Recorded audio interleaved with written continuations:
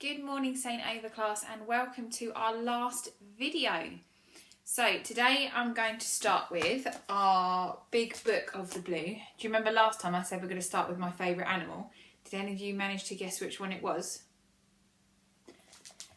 Well done, it is penguins. Penguins are Mrs. Dixon's favourite animal. So I will just show you that page quickly. And then let's learn some facts. So, why don't penguins freeze? A penguin has a thick layer of fat all over its body that keeps it warm. A penguin parent-to-be stops its eggs from freezing by balancing it on its feet. Can you see the penguin balancing the egg on its feet? Black, white and hard to spot. A penguin is camouflaged when swimming. It looks dark like the sea from above and pale like the sky from below. So its black and white skin is there to camouflage it, to protect it. What a grind. A penguin swallows rocks and pebbles to help it grind up food inside its tummy. Underwater acrobats. A penguin can't fly like other birds, but it flies along gracefully underwater. So penguins can't fly, but they do glide beautifully underwater. And heavy bones. A penguin has heavy bones that helps it dive underwater. So when it dives down to get its food, because they're so heavy, it helps them sink down. Let's see what else. Another good animal. I like these ones. I find them quite funny. And they're called pufferfish. I'll just let you have a look at that. Okay, pufferfish. Let's learn. What makes a pufferfish puff?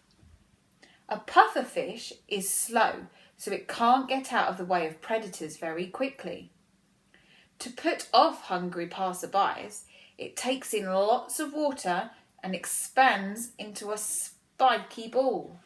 So to help its prey not catch it, it swallows lots and lots of water until it puffs out really big, and then it's a big spiky ball to stop them getting him. A fish without scales. A pufferfish has thick, stretchy skin instead of scales. Toothy can openers.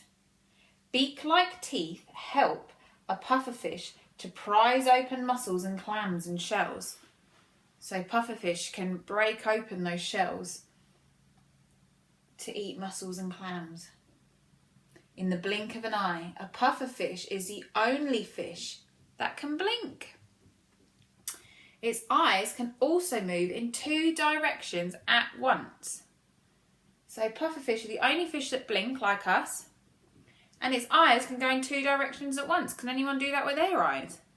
Can you make them go in 2 directions? The most poisonous fish in the world. The pufferfish is also the second most poisonous animal after the poison dart frog. So pufferfish are quite dangerous. They're a poisonous animal. But I like the way pufferfish look.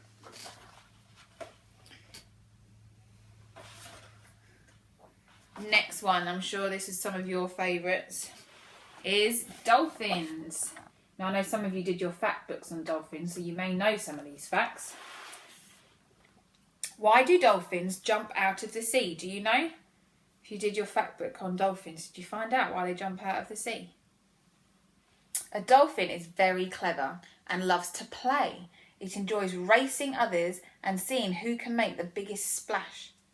A spinner dolphin can turn 7 times in the air. Smell I never. A dolphin breathes through a hole on the top of its head. It's like a nostril, but a dolphin has no sense of smell. So, as you probably know, dolphins have holes on the top of their head, and that's how they breathe, but they can't smell anything.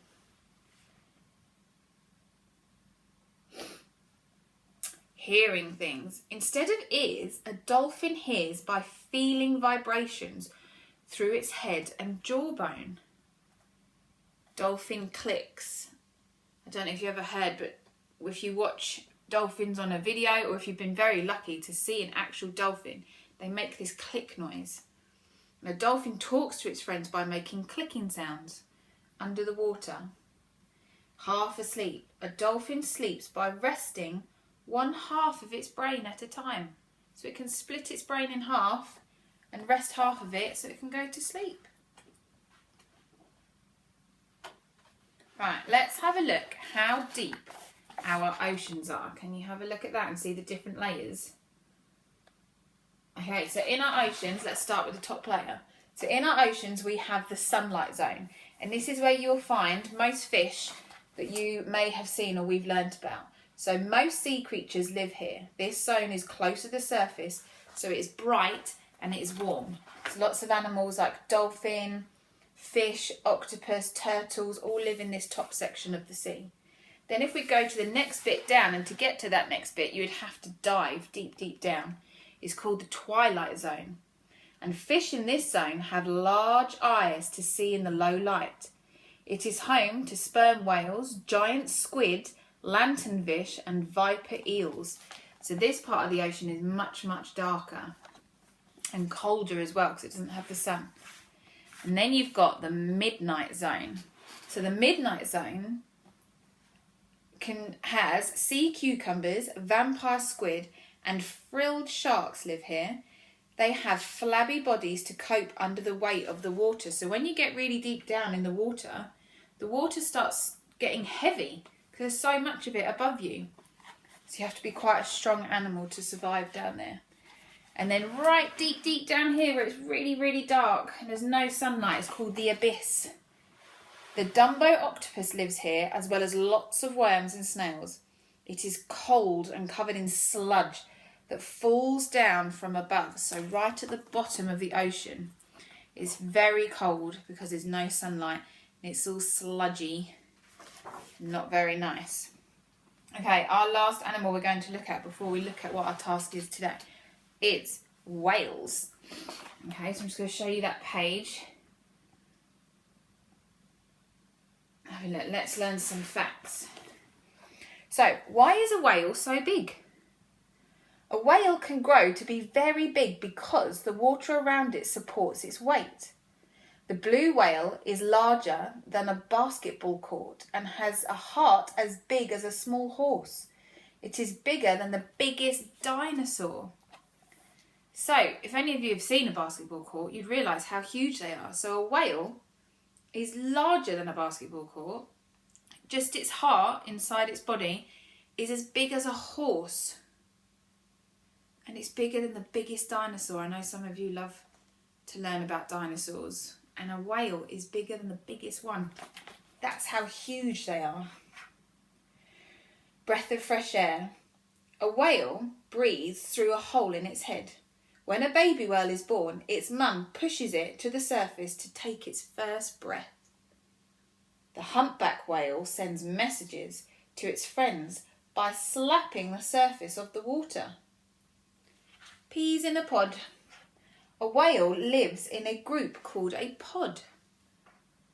And wailing whales. Some male whales sing romantic, low-pitched, eerie songs in the hope that a lady whale is listening.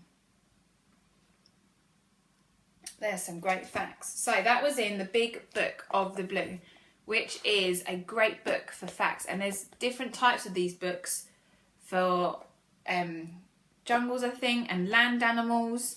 This is a fab one for our topic because it tells us all about the animals that live in the sea. So today I have a creative task. So it's called Ocean in an Egg Box. So, and it's exactly that. So what I'd like you to do today is, if you have an egg box at home, great. If you don't worry. Lots of different containers you can use to make this. But what you can do is create your own ocean in an egg box. So if we look at the ones on the screen, we've got some shells, we've got some coral, we've got different animals in them. And again, like I said, if you don't have an egg box, don't worry, you can use all sorts of containers. You could use a cereal box, a shoe box, any type of box you've got at home that you normally put in the recycling. you can use to create your own ocean. So what you need to do is have a think about all those brilliant animals we've learnt about. Which ones would you like to live in your ocean?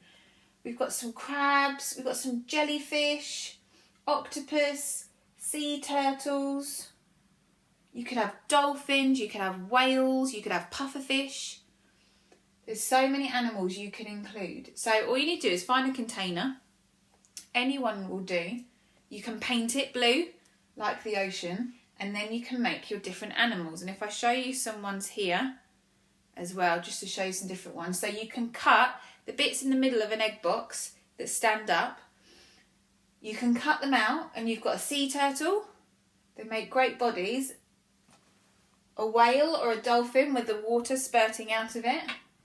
I know some of you tried that when you made your recycled sea creatures and it looked brilliant. We've got an octopus there with all its legs. Okay, we've got another whale here. Okay, so egg boxes are really useful to cut up and make lots of different things out of. We've got a crab. We've got a fish. So again, just another bit of an egg box with some tissue coming out the back. And then I'm going to say that's a swordfish at the top because look how pointy and sharp its nose is. That could be a dolphin.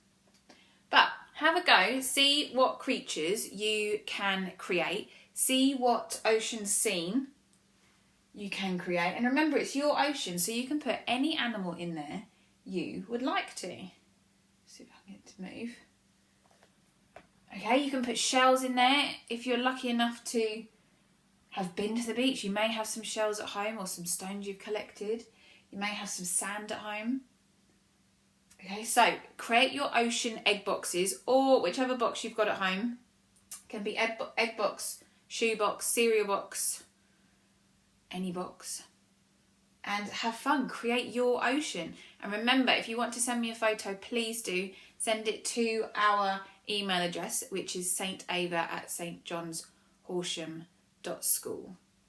And that is our final video. So I hope you have enjoyed learning together over these last few weeks on video. I hope you've enjoyed the tasks I've set and the books we've read. They've been some of my favourite. Thank you so much for all the work you've sent me after watching these videos. It's been fantastic. I've been so impressed by the effort you've all put in. So well done. Have fun creating your ocean and have a lovely summer.